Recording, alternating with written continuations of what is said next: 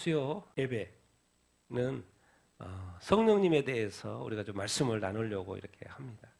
우리가 지금 지지난주에는 하나님에 대해서 힘써 알자고 우리가 이렇게 말씀을 나눴고, 지난주에는 우리가 이제 예수님에 대해서 이렇게 말씀을 나눴고, 또 이제 또 오늘은 성령님에 대해서 우리 거듭남의 근원이신 성령님을 우리가 충만히 받자. 성령님을 알아야 되겠고, 성령님을 또 이렇게 충만히 성경에서 계속 받으라고 말씀하고 있는데 성령을 받아야 된다라는 이런 제목을 가지고 이야기를 이렇게 나눠보도록 이렇게 나누기를 이렇게 원합니다. 여러분, 예수님께서 이 땅에 오셔가지고 모든 민족에게 가서 제자를 삼아서 세례를 주라고 했는데 그 세례에 줄 때 누구의 이름으로?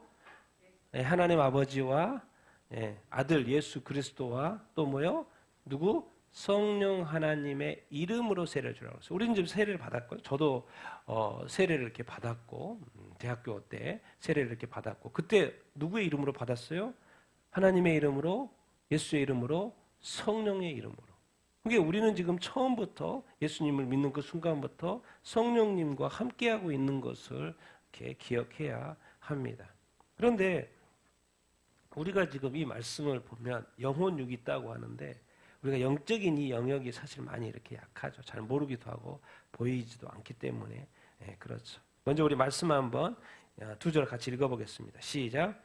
평강의 하나님이 친히 너희를 온전히 거룩하게 하시고 또 우리 주 예수 그리스도께서 강림하실 때에 너희의 온 영과 혼과 몸이 흠없이 보존되기를 원하노라. 하나님은 살아있고 활력 있어 좌우의 날선 어떤 검보다도 예리하여 혼과 영과 관절과 골수를 찔러 쪼개기까지 하며 또 마음의 생각과 뜻을 판단하나니. 자, 우리 하나님께서 인간을 만드실 때 어떻게 만드셨어요? 세 가지로 만드셨죠. 영과 혼과 몸으로서 이렇게 만들었기 때문에 이게 여기 혼과 영과 관절과 골수는 육이고 몸이죠. 육을 말하는 것이니까. 그래서 성경에서 이 두 군데나 하나님이 인간은 그냥 창세기에는 하나님이 사람을 만들었다. 남자와 여자, 성을 두 개로 나눠서 만들었다. 이런 개념으로 하지만 또 좀 더 구체적으로 이제 성경을 설명하기를 우리를 영과 혼과 몸으로 이렇게 만들었다. 그렇게 말씀하시고, 근데 이제 하나님이 인간을 이렇게 만드셨으면 하나님은 인간을 어떤 존재로 만들기를 원하신다? 자, 평강의 하나님께서 친히 너희를 어떻게 만들고 싶어요? 온전히 거룩하게. 이상하게 여기서 그냥 거룩하게만 만들어도 된다고 하는데 거기에 어떤 단어를 붙여놨어요? 온전히 거룩하게. 왜? 하나님이 온전히 거룩하죠.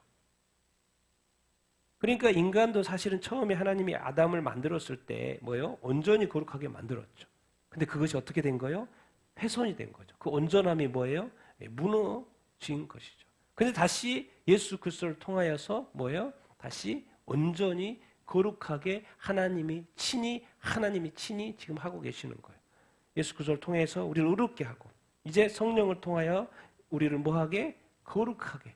또 거룩한 삶을 살게 하고 있는 거예요. 누가요? 하나님이 지금 책임지고 우리를 지금 거룩함으로 인도하고 있는 거예요. 또 온전히 인도하고 있는, 하나님에게도 책임이 있으니까, 만드신 책임이 있으니까 끝까지 책임을 지시는 것이죠. 우리 부모를 버려도, 부모는 우리 자식을 버릴 수 있지만 하나님은 버리잖아요. 왜? 하나님의 속성이 영원이거든요. 그러니까 영원히 붙드시는 거예요.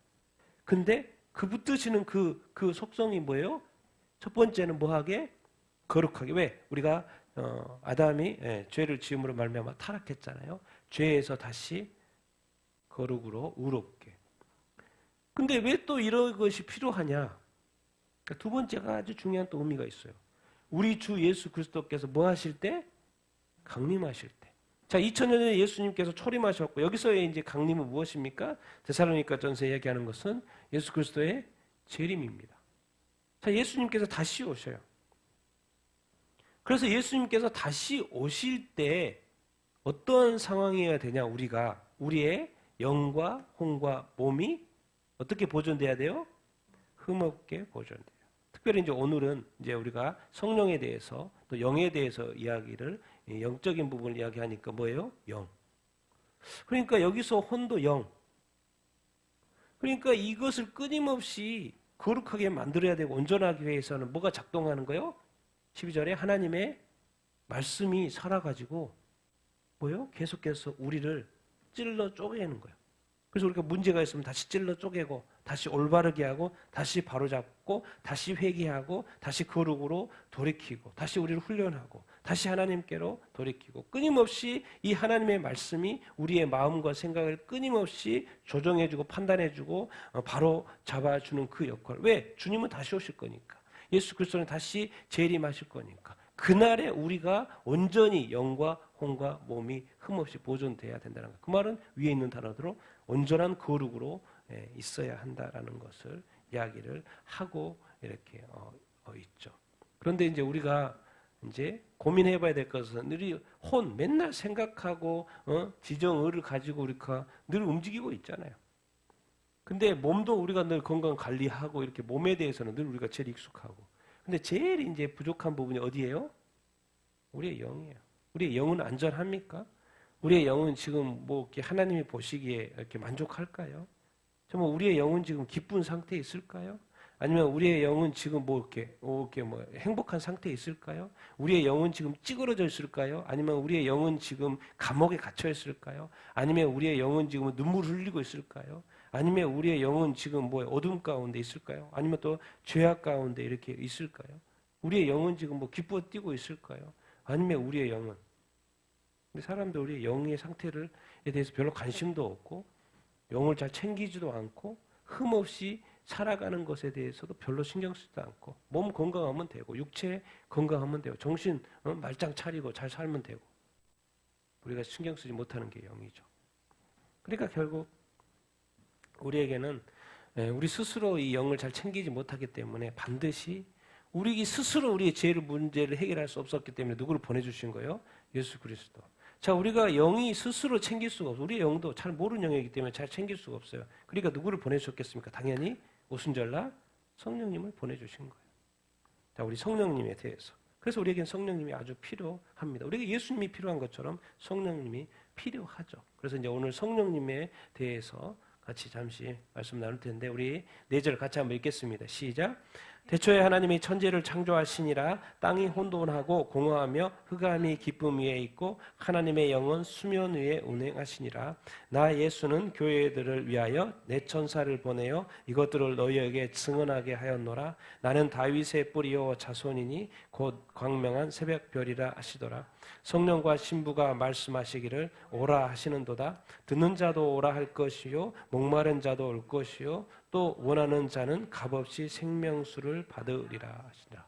자, 성경은 놀랍게도 하나님의 말씀인데 성경의 처음인 창세기 첫 부분 그리고 성경의 맨 끝인 요한계시록의 맨 끝에 누구를 언급하고 있냐면 성령을 언급하고 있어요. 그만큼 이 하나님의 역사, 이 세상 역사 속에서 성령을 빼고서는 이야기가 안 된다는 거예요. 태초에 하나님이 천지를 창조하는데 그 창조자의 중에 한 명이 또 누구라는 거예요? 하나님의 영, 성령님도 지금 천지 창조에 관여하고 있는 것을 성경이 처음부터 보여주고 있어요. 분명히 하나님의 영, 성령이 태초부터 계셨다는 거. 그리고 성경의 끝에는 뭐예요? 이제 누구하고 묶어놨어요? 성령과 신부. 신부는 뭐예요? 여기에 표시가 되어 있죠. 누구요? 교회들, 예수 믿는 성도들이 신부인 거죠. 그러니까 예수님은 그럼 당연히 누구겠어요? 신부가 있으니까 신랑. 여기서 나 예수는 신랑인 거죠. 그래서 나 예수는 이제 16절 나 예수는 교회들을 위하여 교회가 신부를 위하여 누구를 보냈어요? 내 천사를 보내요. 이것들 너에게 증언하노라. 성경에 보면 이것을 내 사자를 보냈다고 했어요. 그래서 내 사자를 자꾸 이렇게 사람으로 착각하는데 성경 하여튼간 그래서 성경 번역을 잘 해야 되는 것이 좀 이렇게 좀 헷갈리게 하면 좀 안 되는 그런 부분들을 좀 이렇게 옳게 해야 되는데 누구를 보냈다는 거요? 천사를 보낸 게 맞아요. 원어상으로 에인절입니다. 에인절, 천사. 그러니까 이제 신천지 같은 거 저기로 내 사자를 보냈으니까 내 사자니까 또 뭐 약속된 목자로 해석을 한다니까요. 아니요. 성경을 정확히 원래대로 번역하면 그냥 다른 번역본 보면 뭐로 돼 있어요? 천사로 돼 있어요. 천사로. 사람을 보낸 게 아니죠. 천사를 보냈다니까요. 예수는 교회들을 위하여 요한계시록 7교회 막 천사들, 사자들, 메신저들 보낸 거잖아요. 에인저들 보낸 거잖아요. 천사를 보내서. 그러니까 이 성경의 중간 내용은 다 예수예요. 다 예수 이야기예요. 근데 하나님이 처음과 끝에 그 핵심으로 아우르는 분이 누군 거예요? 오늘 말씀하고 싶은 성령입니다. 그리고 성령은 항상 누구와 같이 가는 거예요? 신부. 신부는 누구예요? 교회들. 교회들 좀 더 구체적으로 하면 나와 성령이. 교회와 신부와 성도가 성령. 그래서 성령이 얼마나 중요한지. 그런데 이 성령이 보이지 않는 영역이기 때문에, 보이지 않는 분이시기 때문에 우리가 너무나도 간과하죠. 그러나 성경은, 하나님은 성령을 아주 중요하게 생각하고 있고 이 세상의 역사 가운데 크게 사용하시는 분이신 것을, 같이 동역하지만 큰 분이신 것을 알 수 있습니다. 그러면 예수님의 사역은 어떻게 시작했는데요? 성령과 함께 사역을 했죠. 같이 읽겠습니다. 시작. 주 여호와의 영이 내게 내리셨으니 이는 여호와께서 내게 기름을 부으사 가난한 자에게 아름다운 소식을 전하게 하려 하심이라. 나를 보내사 마음이 상한 자를 고치며 포로된 자에게 자유를, 갇힌 자에게 노임을 선포하며. 예수께서 세례를 받으시고 곧 물에서 올라오실새 하늘이 열리고 하나님의 성령이 비둘기같이 내려 자기 위에 임하심을 보시더니 하늘로부터 소리가 있어 말씀하시되 이는 내 사랑하는 아들이요 내 기뻐하는 자라 하시니라. 자, 하시니라. 자, 이것은 이사야죠. 이게 구약이에요. 구약에 무슨 말씀을 하고 있냐면 이 땅에 메시아 구세주가 이렇게 오실 때인데 말씀하세요. 누구의 영이? 하나님의 영이, 주 하나님의 여호와의 영, 하나님의 영이 내게 내리셨으니 여호와께서. 그래서 하나님의 영이, 예수 그리스도가 성령을 던 입으로 말미암아, 성령이 임재하심으로 말미암아 아름다운 사실, 이 복음을 전파하게 된 것이에요. 그랬더니 이제 예수님이 딱 오셨을 때 이제 예수님이 공생애를 시작하는 그 타임에 세례를 딱 받으시고 요단강에서 이제 올라오세요. 세례 요한한테 세례를 받고 딱 올라오실 때 누가 내려오셔요? 하나님의 성령이. 이사야서 60장에 예언했던 대로 예수님이 예수님이 세례를 받고 물에서 올라오시니까 하나님의 성령이 예수님에게 임하셔요. 그 예언이 60장 예언이 지금 마태복음 3장에서 이어지고 이렇게 있죠. 마태복음 13장은 예수님이 성령이 임하시는 장면이에요. 요한복음 13장은 뭐예요? 하나님 사랑하셔서 생명을 주시 구원하신 거고. 또 마태복음 3장 16절은 뭐예요? 예수님에게 누가 내리시는 거예요? 성령. 그러니까 이 하나님에게 있어서는 예수님이 이 땅에 보내셨고 예수님이 이 땅에서 이제 공생애를 시작하는 데 있어서의 첫 스타트를 예수님 홀라 보내지 않아요. 예수님도 이제 승천하시면서 제자들에게 너희들 진짜 혼자 가면 안 돼. 지금 가면 안 돼. 지금 움직이면 안 돼. 반드시 기다려야 돼. 그래서 예루살렘에 기다리고 성령이 이제 오순절날 성령이 딱 내리고 나서 어떻게 됐어요? 제자들 보고 권능을 받고 움직였던 것이죠. 예수님도 사역을 이제 시작하는데 누구를 보내주신 거예요?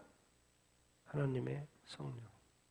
그러니까 이제 이 예수님에게도 그렇고 우리 이 교회에게도 그렇고 성령 없는 어떤 예수님의 사역이라든가 성령 없는 교회 사역에는 있을 수 없는 거예요. 하나님은 예수님에게, 교회에게 누구를 부어주시는 거예요? 성령. 그러니까 예수님이 이렇게 치유사역, 회복사역을, 복음전파 사역을, 구원사역을 이렇게 하시는 것이죠. 그러니까 교회에는 반드시 누가 필요한 거예요? 성령이 필요한 거예요. 그러니까 우리가 예수 그리스도 귀한 줄 아는데 누구 귀한 줄 모르는 거예요? 성령을 귀하게 여긴 줄 몰라. 예수님에게는 가장 중요한 분이 누구였을까요? 성령이에요. 왜? 성육신 하셨기 때문에 그 능력을, 누구의 능력을 덧입어서 사역하시는 거예요? 성령의 능력을 덧입어서. 우리 교회가 사역을 하기 위해서 누구의 능력을 덧입어서 사역을 해야 되는 거예요? 성령의 능력을 덧입어서. 그러니까 성경에서 계속 설명하잖아요. 성령은 은사를 주신다. 권능이다. 능력이다. 성령 받고 사역해야 된다. 그런 식으로 계속해서 설명을 이렇게 하고 있죠. 그런데 우리 인간이 부족해서 연약해서 이해를 못해서 또 이렇게 능력이 인간에게 이렇게 인간의 어떤 컨트롤 그 이상의 그 능력을 받으니까 자꾸 뭐예요? 제어가 안 되는 것이죠. 그러니까 또 타락하고.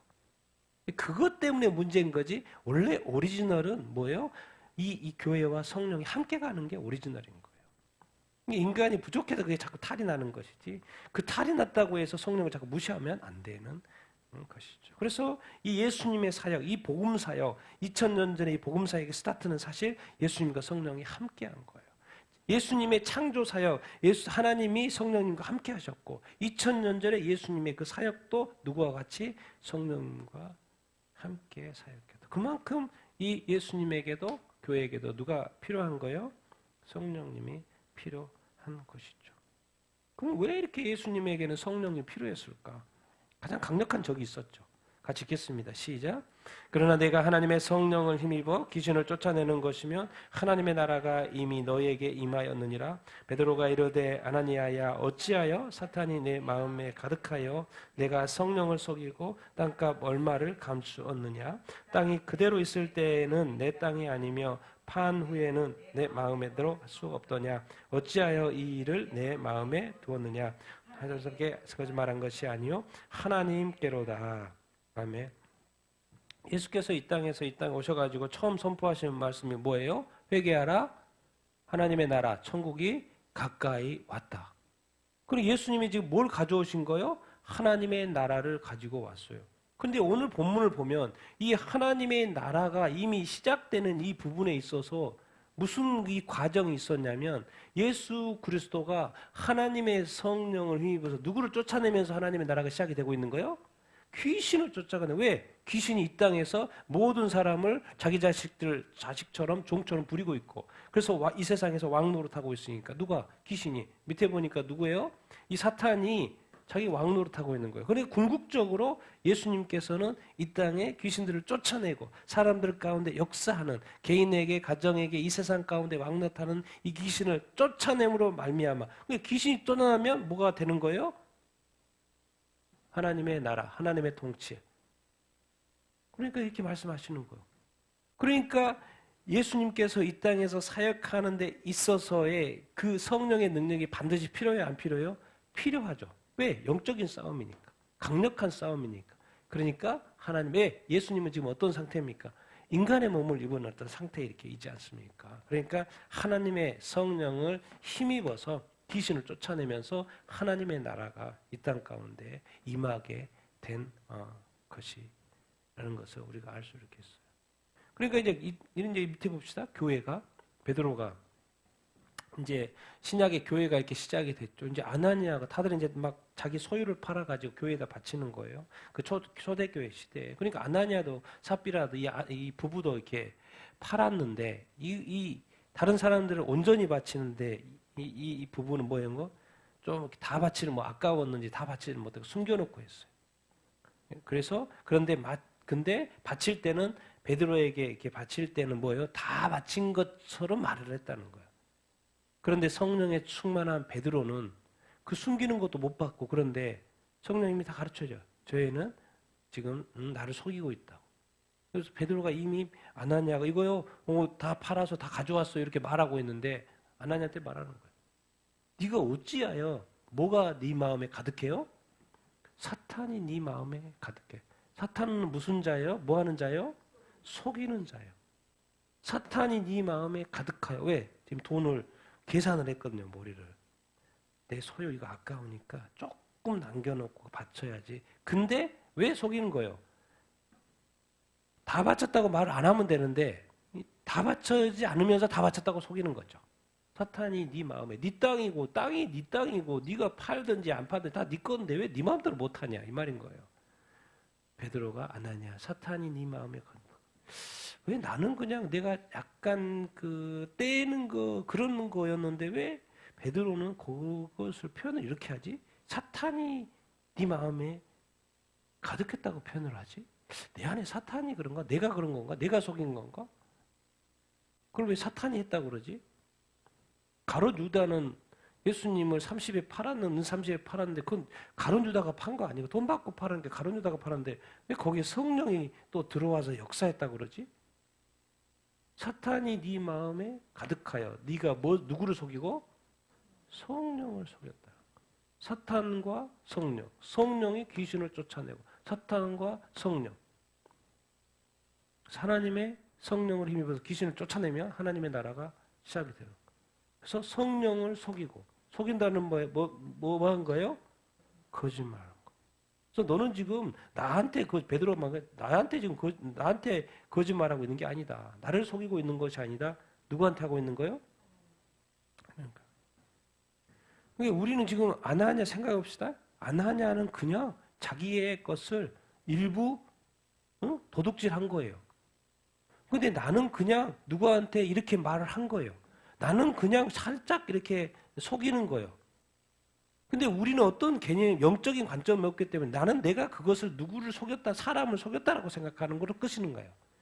근데 성경의 관점은, 영적인 관점은 베드로는 아나니아가 지금 누구를 속인 거예요? 성령을 속이고 누구한테 거짓말한 거예요?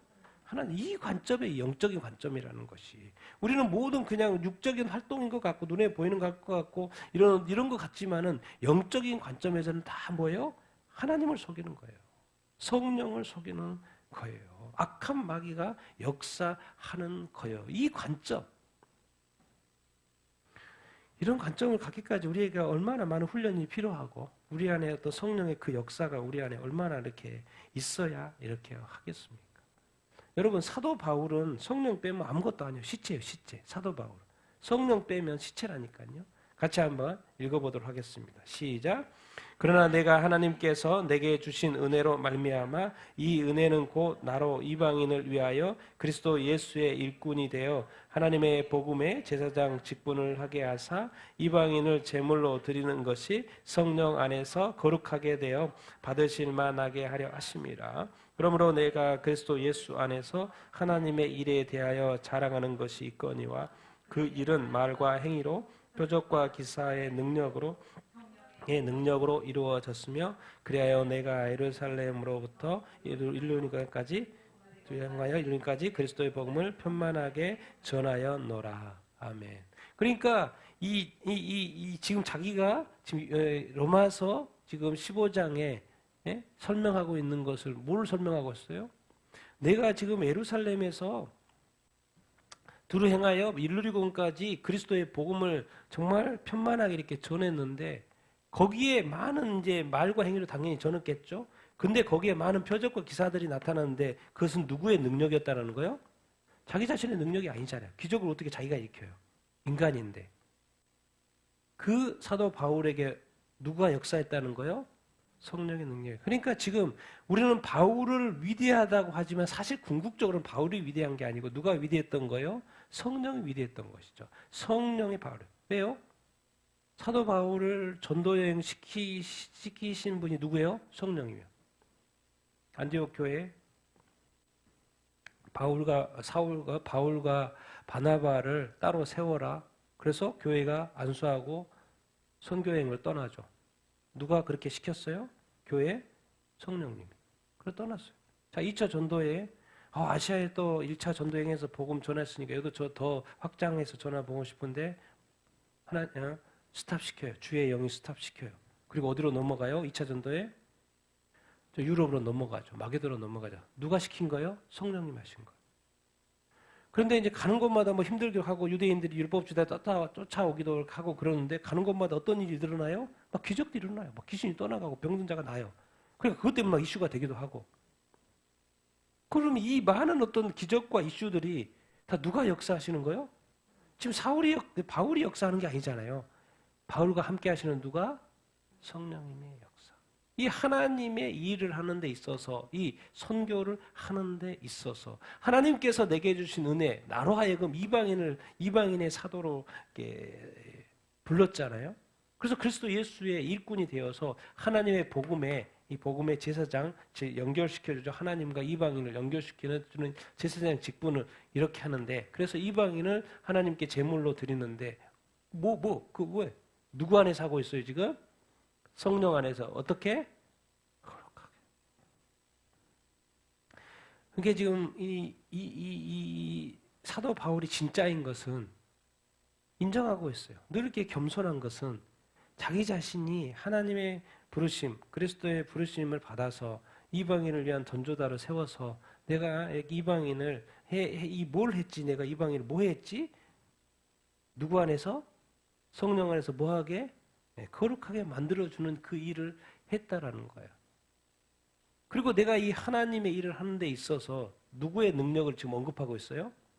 만약에 사도 바울이 이렇게 이걸 빼봤다고 생각해 보세요.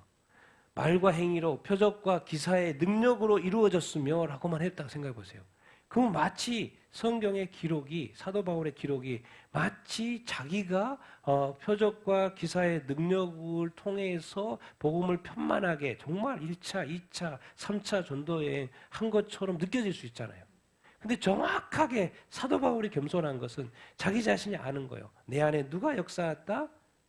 성령이 역사에 있어서 내가 1차, 2차, 3차 전도 여행을 다 예루살렘부터 일루리곤까지 편만하게 복음을 전할 수 있었다라고 이 로마서에서 설명을 이렇게 하고 있어요. 그러니까 사도 바울은 지금 무슨 이야기를 하고 있냐면 나는 성령을 빼면 시체야, 시체.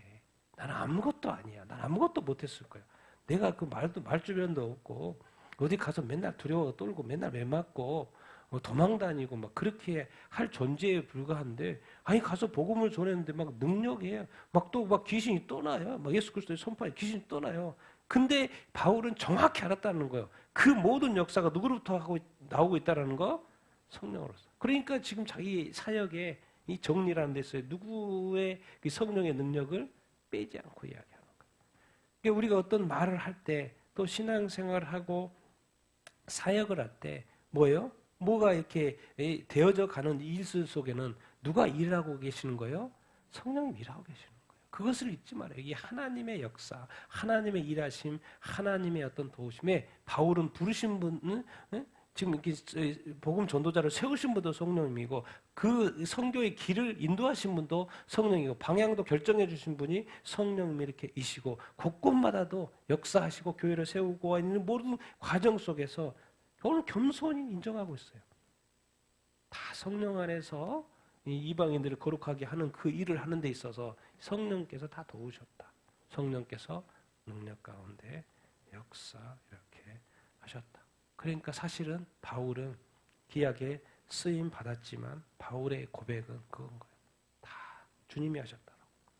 다 성령님이 도우셔서 내가 이 일을 할 수 있었다라고 고백하는 거예요. 그러니까 예수님도 이 땅에서 성령 빼면 사역이 안 됐고 앞에서 본 것처럼 예수님도 그렇기 때문에 하나님께서 성령을 덧입혀 주신 거고 이제 사도 바울도 그러면 다른 사람은요? 같이 한번 읽어보겠습니다. 시작. 예수께서 성령의 충만함을 입어 광야에서 오순절날 그들이 다 성령의 충만함을 받고 이에 베드로가 성령이 충만하여 이르되 형제들아 너희 가운데서 성령과 지혜가 충만하여 칭찬받는 사람 7을 택하라. 바나바는 착한 사람이요 성령과 믿음이 충만한 사람이라. 바울이라고 하는 사울이 성령에 충만하여 그를 주목하고 예수님이 이렇게 사역 잘했다 이런 식으로 늘 하지 않고 누구를 뭘 입어서 늘 예수님 움직였던 거예요? 그러니까 예수님이 예수님에게 하시는 것은 예수님이 능력 있는 사역을 3년의 공생애를 할 수 있었던 것은 무엇을 입었기 때문에? 성령. 이것을 잊어버리면 안 돼. 나의 나된 것은 하나님의 은혜라 이런 식으로 고백이 나오는 것은 왜 내가 이렇게까지 올 수 있었던 이 사도 바울의 고백은 다 누구예요? 성령. 예수님도 알고 봤더니 누구예요? 늘 성령의 충만함을 입어서 시작부터 끝까지. 자, 그럼 오순절날 예수님이 나도 성령의 충만함 가운데 성령의 인도하심과 능력 가운데 사역을 했어. 절대로 너희들 혼자 하면 안 돼. 혼자 했으면 잠깐 할 수 있었어도 너희들은 이 세상의 이 영적 싸움이라든가 이 악의 어둠의 권세 절대로 이 통치자 권세라도 이길 수 없어. 너 절대로 예루살렘 떠나면 안 돼. 승천하면서 신신당부하는 말. 그래서 10일 동안 기도하고 오순절날이 돼서 그들이 다 뭐의 충만을 받아요? 성령의 충만함을 받아요. 자, 이 전까지만 해도 그들은 막 실수도 많이 하고 예수님 베드로는 부인도 하고 막 뭐 앞뒤가 없고 뭐 예수님 뭐 왕 되시고 나는 앞뒤 막 좌의적 우의적 막 하고 뭔가 높은 자리에 앉고 싶어 하고 막 그런 사고만 늘 하고 살았던 거예요. 실수도 많이 하고 심지어 예수님을 팔 생각도 하고 막 부인도 하고 막 이런 생각으로 살았던 그 제자들이 오순절날 성령을 받더니 180도가 아니고 360도 바뀌어가지고 모든 그 예수님과 동행했던 3년간의 그 모든 삶을 다 버리고 완전히 변화되어서 예수님처럼 사는 거예요. 예수님처럼 사역하는 거예요. 예수님처럼 사고하는 거예요. 예수님처럼 그 사역을 감당하는 거예요. 완전 달라졌어. 그래서 알고 봤더니 성경을 예수님 복음서라 그러고 그 다음에 누구 행전이라 그래요? 사도행전이라 그래요. 사도들이 마치 예수님처럼 복음을 전하는 거예요. 그런데 우리는 뭐라고 이야기합니까? 사도행전은 누구 행전이다? 성령 행전이라고. 그러니까 우리가 이제 사람이 하는 거기 때문에 사도행전이라고 하지만 우리가 많은 표현을 어떻게 합니까? 사도행전은 누구 행전이다? 성령 행전이다. 오순절날 그들이 성령의 충만함을 받아. 베드로가 그 실수했던 예수님을 3번 부인했던 그런 어떤 시절이 이제 지나고 이제 오순절날 성령을 받은 다음부터 또 삶 가운데 사역 가운데 성령이 충만하여졌어요. 담대하게 관리들과 장로들 앞에 서서 말하고 저 이렇게 배우지도 못한 이 베드로 어부 출신이 어떻게 저렇게 막 하지? 담대하지? 딴 거 없어요. 어떻게 베드로가 그렇게 했습니까? 한 어부 출신의 그런 존재인데 누가 지금 역사하고 있는 거예요? 성령에 충만하여 담대해진 거죠. 성령과 제가 충만한 이제 사도들이 하도 이제 이 사람에게 교회 성도들 늘어나다 보니까 교회가 커지다 보니까 말씀과 기도에 집중하지 못해서 이제 7 집사를 선택하는 그 과정에 그 사역을 자기들이 이제 했던 그 사역을 동일하게 어떤 사람이 해야 되는 거요? 성령과 지혜가 충만한 또 사람들에게 칭찬받는 사람들. 거기에 빠지지 않는 게 뭐예요? 성령. 그래서 이런 사람이야지만이 사도들이 했던 그대로 할 수 있으니까. 왜? 사도들이 어떻게 했는데 지금까지? 성령이 충만하여 했기 때문에. 또 7 집사들도 어떤 사람이어야 된다는 거예요? 믿음도 좋고 또 이렇게 지혜도 있어야 되고 칭찬도 받지만 반드시 누구의 충만함을 받아야 된다? 성령의 충만함을 받아야 된다. 바나바 엄청 착한 사람이었어요. 위로의 사람. 그래서 사도 바울과 또 1차 전도여행 성령님께서 같이 세운 사람이죠. 그런데 바나바도 이미 떠나기 전부터 예수님 믿고 믿으면서 어떤 사람으로 인정된 사람이에요? 믿음도 좋을 뿐만 아니라 뭐가 충만한 사람? 성령에 충만한 사람. 그러니까 하나님이 저희 친구는 바나바는 내가 바울과 같이 전도여행 같이 보내야 되겠구나. 그러니까 안디옥 교회에 세우라고. 바울과 바나바 세우라고. 그래서 말씀하셔가지고 이제 1차 전도여행 떠나게 된 것 아닙니까? 당연히 바울은 성령에 충만하여 말하고 그렇게 하고 있는 모습. 성경의 결론은 뭡니까? 에베소 5장 8절. 봐라, 다 모든 것이 성령 가운데 한다. 그러니까 에베소 5장 18절 읽겠습니다. 시작. 술 취하지 말라. 이는 방탕한 것이니 오직 성령의 충만함을 받으라. 뭔 말입니까? 결국 이 사도행전을 통해서 보여주는 것은 뭡니까? 사도행전이지만 엄밀히 말하면 성령행전이다. 그러니까 우리 모든 이 세워진 교회마다 에베소 교회잖아요. 교회와 성도들은 다들 뭐의 충만함을 받아야 된다? 성령의 충만함을 받아야 된다. 그래서 이제 결론적으로요. 이 시대에 성령으로 충만함을 받지 못한 교회나 목사나 성도들은 다 배도하게 되고요. 믿음을 떠나게 되고요. 또 이렇게 신앙에 그런 일들이 일어날 거예요. 왜요? 이 싸움이요. 지금 엄청납니다. 상상도 못할 영적 공격들이 요즘에 한국에서 일어나는 많은 어떤 기독교계의 많은 이슈들 보세요. 그러면 저는 젊은이들이 저런 뉴스 보면 막 교회 싫어질 것 같아요. 또 이런 어떤 타락의 모습들, 뭐 불륜뿐만 아니라 막 교계, 교단에 막 이런 이야기, 막 그 싸우는 모습들, 그 부정적인 막 이런 모습 뉴스 계속 들으면 뭐 그 유튜브에서도 말하고 막 CBS 뉴스에서도 말하고 여기저기서 다 막 별의별 뉴스를 많이 하잖아요. 그럼 결국에는 이 지금 교회 다니는 어떤 젊은 사람, 나이 든 사람은 뭐 믿음을 쉽게 버리지 않으니까 젊은 사람들은 막 교회가 싫어져, 교회 가기 싫어져.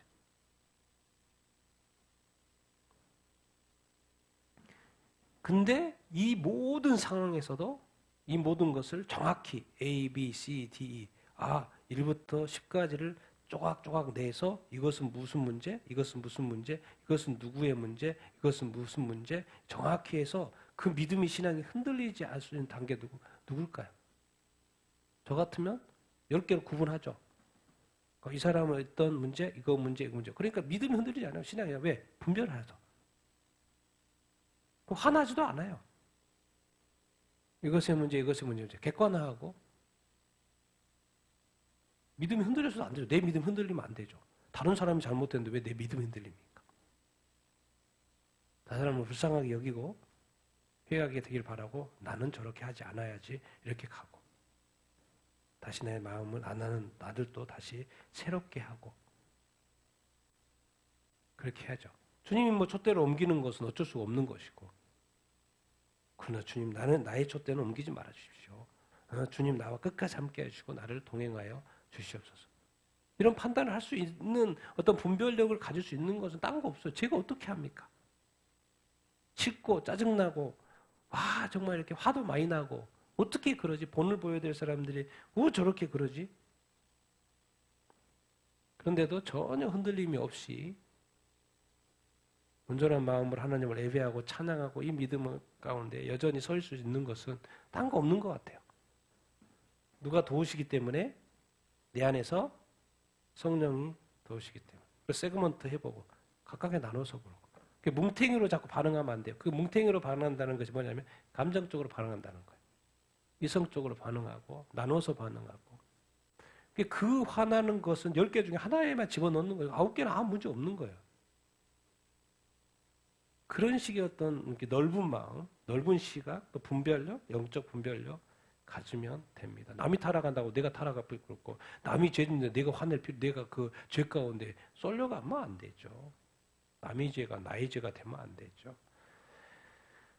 그게 이제 그런 전염성이 이렇게 있는데 정말 이 술 취하지 말라? 이건 세상에 취하는 거죠. 세상을 사랑하는 거, 성경의 표현으로 쾌락을 사랑하는 거죠. 하나님보다 더 쾌락을 더 사랑하는 이런 거예요. 술 취하지 말라는 것은. 그래서 옆에다가 술 이야기, 술 먹을까 말까 이런 이야기 하잖아요. 뒤에 정확히 단어 무슨 단어 붙어가 있어요? 이것은 뭐한 것이다? 방탕한 것이다. 우리는 지금 술 먹어도 돼, 안 먹어도 돼 이런 고민하지만 성경은 뒤에다 단어를 붙여놨어요.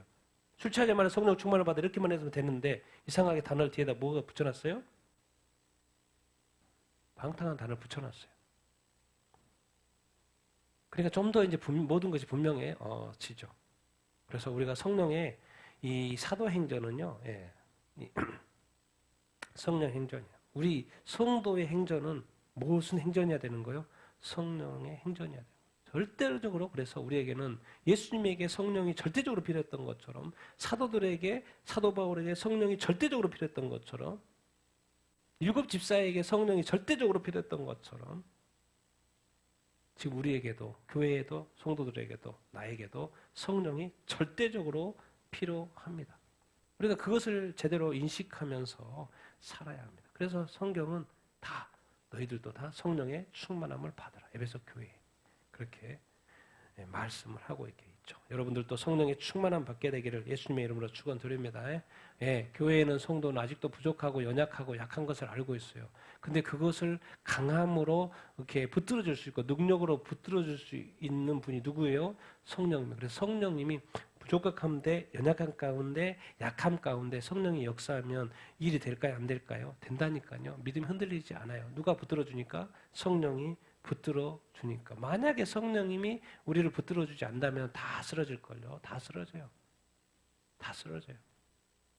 그렇기 때문에 성령의 충만함을 받으라는 것은 성령의 도움을 받으라는 거죠. 성령의 도움을 받으라는 것이라는 것을 우리가 알 수 이렇게 있습니다. 그래서 성령의 충만함을 받는 우리가 되기를 바랍니다. 그리고 진짜 중요한 이유, 성령. 오늘 이제 성령령이 계속 가지고 있죠. 진짜 중요한 이유가 여기 있죠. 같이 읽겠습니다. 시작. 나는 너희로 회개하기 위하여 물로 세례를 베풀거니와 내 뒤에 오시는 이는 나보다 능력이 많으시니 그는 성령과 불로 너희에게 세례를 베풀 것이요 예수께서 대답하시되 사람이 물과 불로 거듭나지 아니하면 하나님의 나라에 들어갈 수 없느니라. 육으로 난 것은 육이요 성령으로 난 것은 영이니 만일 너희 속에 하나님의 영이 거하시면 너희가 육신에 있지 아니하고 영에 있나니 누구든지 그리스도의 영이 없으면 그리스도의 사람이 아니니라. 아멘. 자, 사도 요한이죠. 세례 요한이죠. 나는 너희로 회개한 사람은 내가 죄인을 고백하고 지금까지 하나님을 믿지 않았고 예배하지 않았던 그 자기 자신의 어떤 죄, 왜 하나님이 인간 나를 만들었는데 내가 하나님을 알아보지 못하고 하나님을 예배하지 못했던 그 삶에 대한 통해, 그 어떤 눈물, 그것을 회개하는 거죠. 잘못했다고. 이제 하나님께로 돌아온다. 누구를 통해서? 예수 그리스도를 통해서. 그러니까 그 회개에 대한 어떤 표징으로 뭘 받아요? 물로 세례를 받죠. 물로 세례를 받든 뭐예요? 공중 앞에, 사람들 앞에서 세례를 받는 거예요. 그러면서 세례 요한 말해요. 내 뒤에 오시는 이는 당연히 예수죠. 나보다 능력이 많고 그분은 뭘로 세례를 준다고요? 성령과 불로. 그러니까 예수님께서는 이제 우리는 목사님이야 물로 세례 준다니까요. 목사님 물로죠. 근데 예수님은 뭘로 세례를 주기를 원한다는 거예요? 성령과 불로. 그러니까 우리가 예수님이 주고자 하는 그 성령과 불을 받아야죠. 그래 안 그래요? 그래요. 근데 제가 볼 때는 교회에 정말 물세례만 받고 성령 세례를 안 받은 사람이 있을 수 있을 것 같아요. 있어요. 분명히. 당연히 예수님이 주고자 하는 성령 세례를 받았고 불 세례를 받아야죠. 성령과 불. 여기 이제 자꾸 이제 물과 불을 이렇게 연결시키고 이렇게 있는데 예수께서 진짜 중요한 거. 사람이 물과 성령, 여기서 물도 물세례 같죠? 물. 그리고 또 성령으로 뭐 하지 않으면?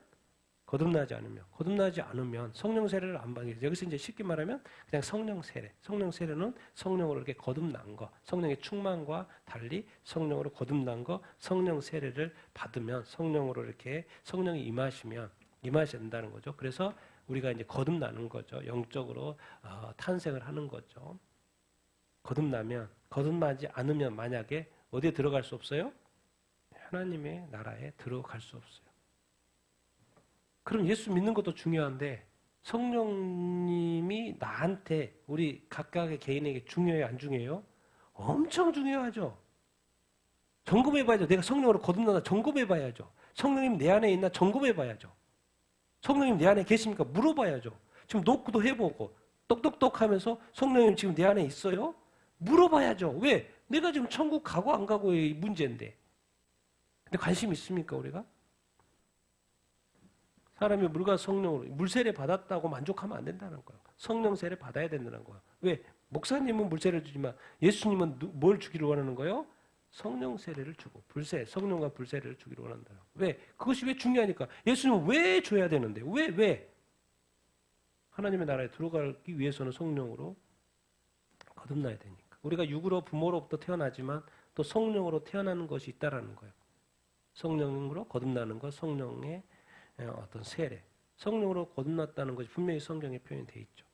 그래서 다른 말로 성령으로 난 사람. 하나님으로부터 난 사람 이런 표현도 있고 성령으로 난 사람, 성령으로 난 사람. 그러니까 성령으로 거듭난 것은 아주 중요하고 또 거듭난 것으로 만족하면 안 돼요. 성령의 충만함을 받으라고 또 이야기를 하고 이렇게 있고. 왜 그래요? 악한 마귀가 우리를 공격한다는 이 영적 싸움이라는 것을 알고 있기 때문에 그렇습니다. 그래서 우리가 늘 어떤 이 그리스도인을 대하는 어떤 방법, 하나님의 성령이 우리 안에, 우리의 내면에 거하면, 우리 속에 몸 안에 거하면 너희는 지금 어디에 있는 거예요? 영에 있는 거예요. 그러니까 사람을 대할 때 아주 조심해야 됩니다. 특히 어떤 성도들을 대할 때 아주 조심해야 돼요. 저 안에 지금 누가 있는 거예요? 성령 하나님 계시는 거예요. 근데 우리는 보통 그 사람에 대해서 어떤 식으로 대합니까? 사람으로 대하죠. 누가 그 안에 계시는 성령님을 생각하면서 대하는 사람이 누가 있어요? 누가 어떤 사람에 대해서 죽게 대하듯 합니까? 그 사람을 대하듯 하지. 그 안에 성령님을 의식하면서 대하는 사람이 누가 있어요? 그 사람이 지금 영에 있다라는 이 사고를 누가 합니까? 그리스도의 영은 성령이죠. 하나님의 영은 그리스도의 영이요. 근데 그리스도의 영이 없으면 누구 사람이 아닌 거예요? 그리스도의 사람 아니에요. 그러니까 이것은 자기가 챙겨야죠. 내 안에 성령이 계시는가? 내가 성령으로 거듭났나? 자기가 확인해야죠. 다 할 수 있습니다. 100% 할 수 있습니다. 자기가 관심만 가지면 성경을 통해서 얼마든지 체크해 볼 수 있죠. 왜? 이런 말이 중요하잖아요. 그리스도의 영이 성령인데 하나님의 영, 그리스도의 영인데 그 성령이 없으면 그리스도의 사람이 아니래.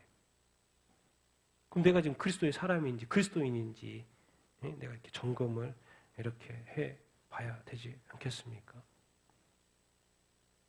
정말 우리가 정말 이렇게 기독교는 이렇게 종교가 아닙니다. 교회 다니는 거 모든 종교가 사원에 다니고 의식을 다 행합니다. 거기도 찬양이 있고 기도가 있고 제물을 바치고 거기도 복도 받고 다 합니다. 근데 한 가지 거기에는 악령이 역사하는 것이고 귀신이 역사하는 것이고 우리 기독교는 누가 역사하는 거예요? 성령이 역사하는 거예요. 그런데 그 성령이 교회에 없어. 그리스도 안에 성령이 없어. 그런데 그때부터 뭐가 된 거예요?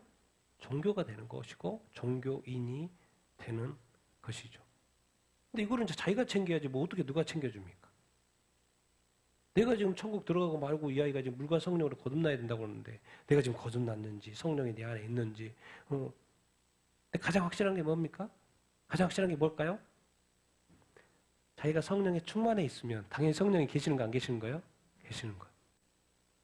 뭔가 있는가 막 현미경을 막 들여볼 필요가 없다니까요. 내가 막 성령에 불타고 있고 너무 좋고 기쁘고 감사하고 예배가 너무 즐겁고 행복하고 말씀 보는 것이 너무나 즐겁고 행복하고 사랑하는 것이 너무나도 이렇게 즐겁고 행복하고 막 성령에 내가 봐도 그냥 다른 사람이 봐도 저 사람 뭔가 성령이 충만해 보여요.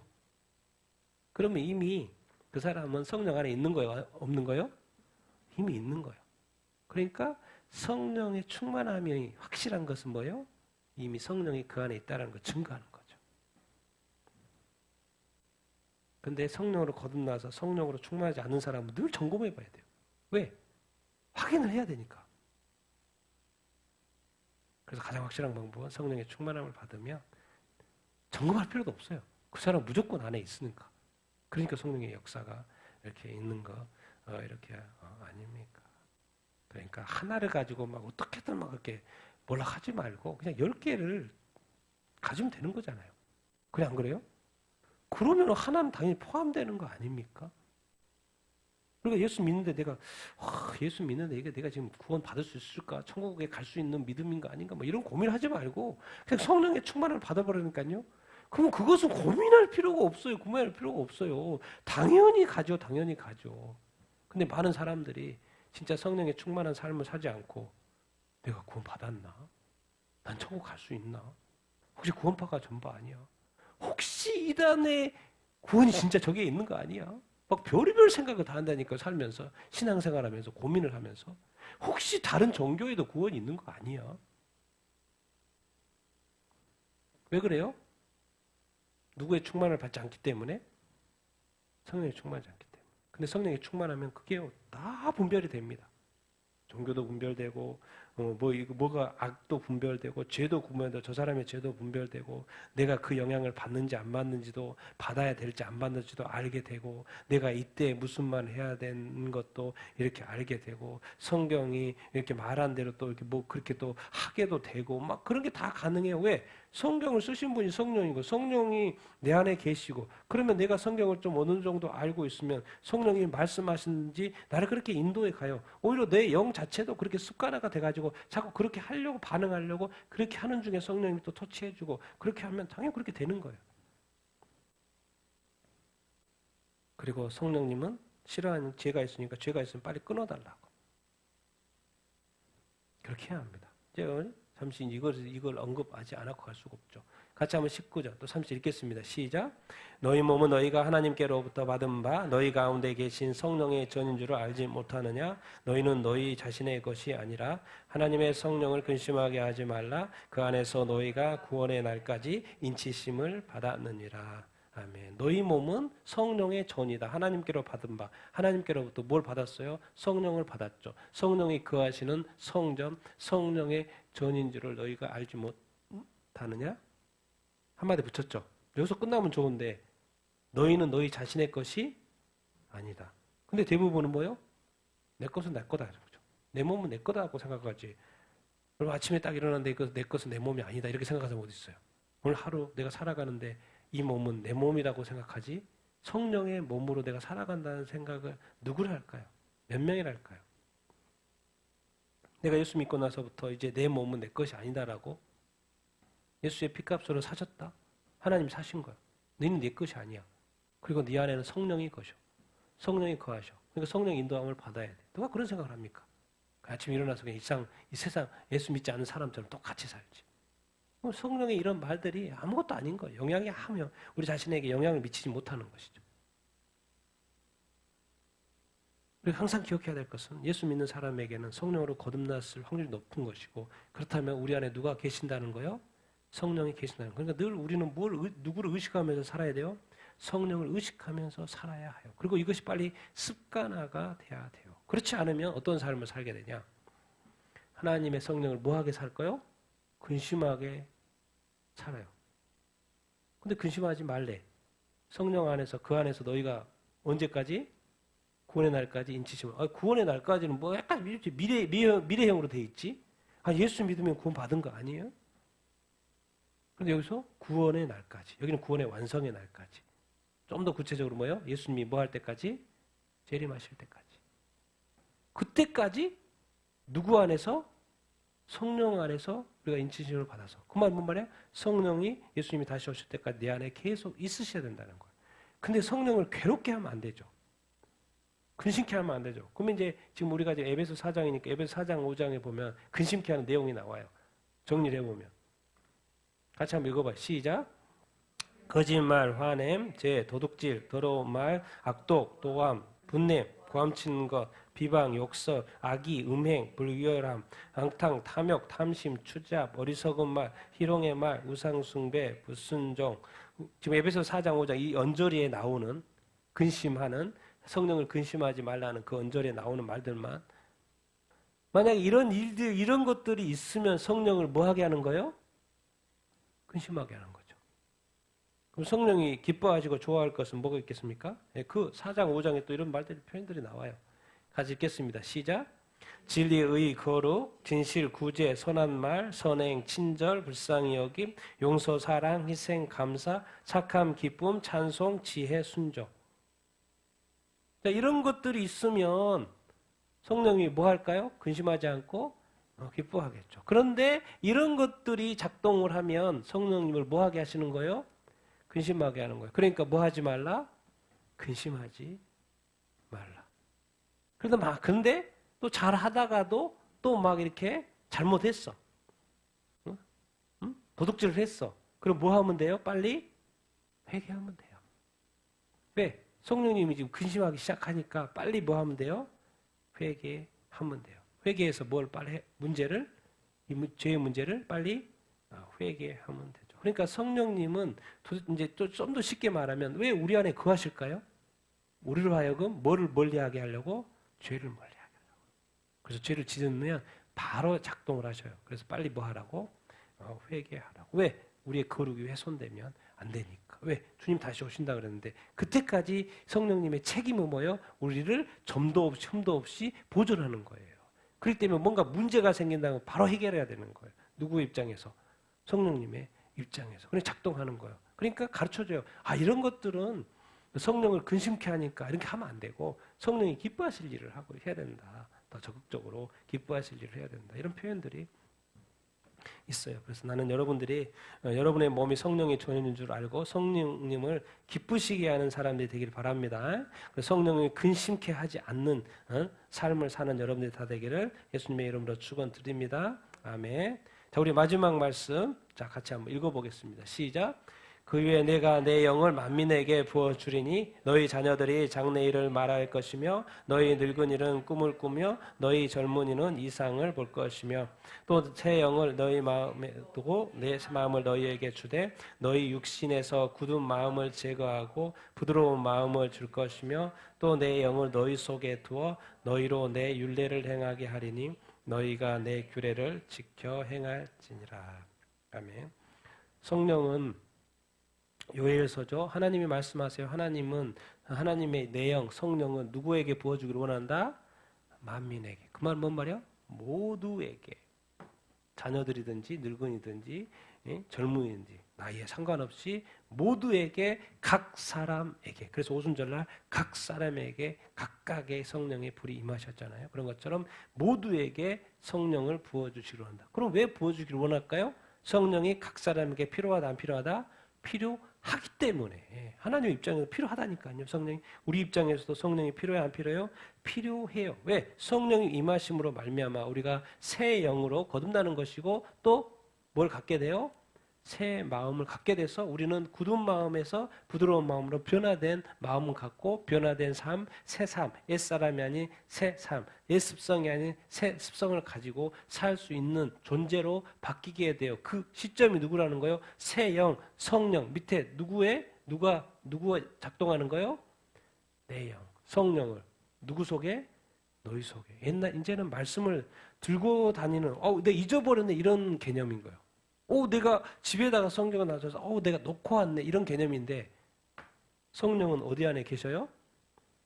우리 안에 계셔요. 그렇기 때문에 항상 그러니까 항상 거룩하게 항상 범사에 감사하고 항상 기도하고 쉬지 말고 기도하고 이게 가능한 거예요. 우리 안에 누가 계시니까? 성령이 있으니까. 두고 왔네? 잊어버렸네 이런 개념이 안 통하는 거예요. 성령이 우리 안에 있기 때문에. 그럼 도대체 왜 성령님이 우리 안에 자꾸 따라다니시지? 왜 그러시지? 좀 우리를 자유롭게 놔두지? 이 표현. 에스겔서 3:6절. 너희로 무엇을 행하게? 왜 율례는 뭐예요? 하나님의 법은 하나님 율례를 주신 것은 율법을 주신 것은 뭐예요? 이 세상에 거짓이 가득한 세상의 진리예요. 바른 길이고 의의 길이고 거룩한 길이에요. 그 길을 제시하시고 그것을 지켜 행하기를 바라시는 거예요. 표현이 그런 거죠. 왜 성령을 주시지? 왜 성령을 우리 안에 두시지? 알고 봤더니 우리에게 주신 말씀들을 지켜 뭐하라고? 행하라고. 그러니까 성령을 너희에 두고 율례를 행하게 하리니 너희가 내 규례를 지켜 뭐해라? 행하라. 그러니까 우리가 성령이 우리 안에 계시면 우리가 말씀을 지켜 행할 수 있다 없다?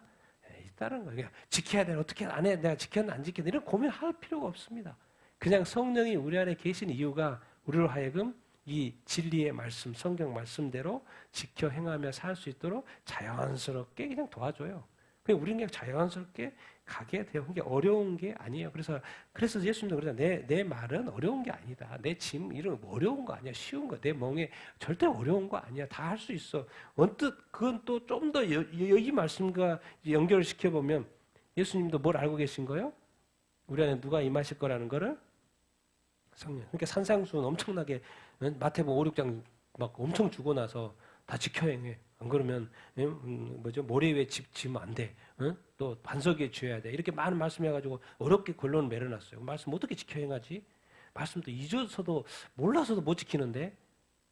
근데 그런 것은 걱정하지 말라는 거예요. 우리 안에 누가 임하면 성령이 임하시고 성령이 우리 안에 거주하시면 하나님 말씀 지킬 수 있다 없다? 지킬 수 있습니다. 그리고 말씀을 몰라도 우리는 이제 선과 악을 알게 되고요. 또 정의와 불의를 분별할 수 있어야 돼요. 그래서 어떤 상황에서 어떤 말, 행동 이런 것은 다 분별이 되기 때문에 비록 때로는 성경의 말씀을 몰라도요. 그 옳은 선택을 할 수 있어요. 누구의 인도하심을 받아? 성령의 인도하심을 받아. 그래서 거룩한 길을 선택하고 의로운 길을 선택하고 선한 길을 선택하려고 하게 돼요. 우리 안에 성령님이 작동하기 때문에. 그래서 우리도 자꾸 그 길로 가게 되는 거죠. 그래서 결국 성령님이 임하시면 특별히 또 하나님의 말씀대로 살 수 있도록 인도하여 주시는구나. 그런 것을 알고 있어요. 그러니까 이 하나님께서 성령을 보내준 이유가 너무나도 많은 거죠. 근데 이것을 성령이 지금 뭔가 우리 이제 배터리로 이야기하면 배터리가 지금 100%인데 성령이 한 충만함이 30%밖에 차지 않았어. 그러면 이 70% 이쪽은 문제가 될 수 있는 거예요. 그러니까 항상 뭐한 상태로 살아가는 거예요? 성령의 충만함을 상태로 살아가는 거예요. 그러니까 우리 배터리는, 세상의 배터리는 줄어요? 쓰면 줄어요? 안 줄어요? 줄어요. 그런데 성령은 줄어요? 안 줄어요? 안 줄어요. 항상 충만해요. 그게 가능할까 안 가능할까요? 가능해요.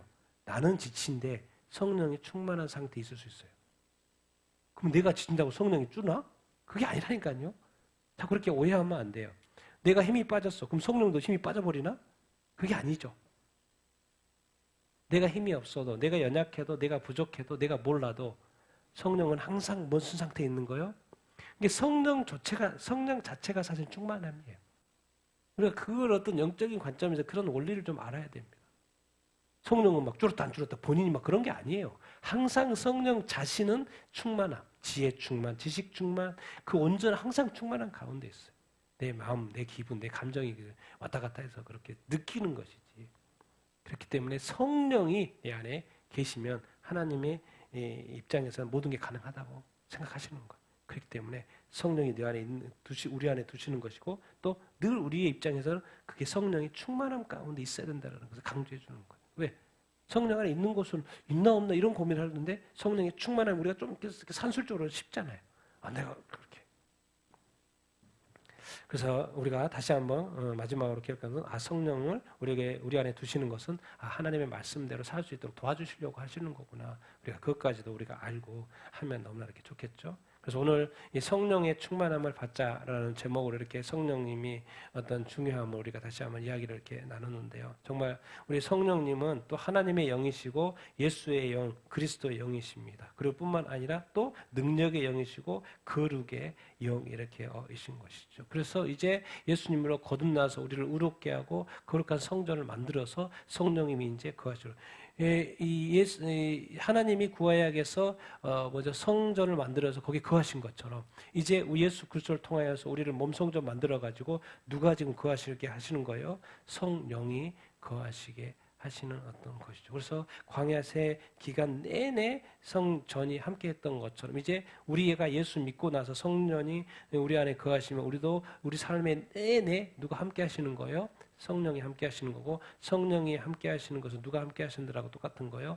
하나님이 함께 하시는 하나님이 함께 또 좀 더 구체적으로 그리스도의 영이니까 그리스도께서 함께 하시는 거다고 동일하죠. 그리고 알고 봤더니 내가 그리스도로서 구약에서 에녹이 300년 동안 하나님과 동행했던 그 표현이 가능해지는 거예요. 성령이 내 안에 계시면 처음에 들어오셔서 내가 죽을 때까지 성령님과 함께 했어요. 그러니까 내가 죽을 때까지 신앙생활 20년 했던 30년 했던 뭐예요? 항상 성령님이 하나님이 나와 동행했던 거예요. 우리가 지금 인지를 못해서 자꾸 그러시지 사실은 우리 안에 성령님이 계시면 항상 동행하고 이렇게 있는 거예요. 그래서 우리가 좀 더 힘을 내야 되고 그런 또 지식들이 좀 있어야 되는 거죠. 그러니까 알고 봤더니 에녹만 가능한 게 아닌 거예요. 성령 안에 있으면 모든 그리스도인이 사실은 하나님과 평생 동행할 수 있는 거예요. 그리스도께처럼 살 수 있는 거예요. 우리가 볼 때 부족하고 이런 거 하지만 영적인 관점에서는 또 다른 어떤 해석이 가능하거든요. 난 그래서 어쨌든 이렇게 늘 그리스도와 동행하기 위해서 하나님과 동행하기 위해서 성령의 충만함을 받게 되기를 예수님의 이름으로 축원드립니다. 그리고 앞에서 본 것처럼 성령이 사탄, 이 귀신을 쫓아내는 싸움, 영적 싸움이라는 거. 그래서 성령의 충만을 받으라고 하신 이유가 있다는 것도 기억하고 영적 싸움을 위해서 그렇고 우리가 하나님과 동행하는 삶, 또 말씀을 지켜행하는 삶을 위해서도 성령의 인도함, 충만함을 받아야 되는 줄 이렇게 믿습니다. 성령의 충만함을 받고 사는 여러분들 다 되기를 예수님의 이름으로 축원드립니다.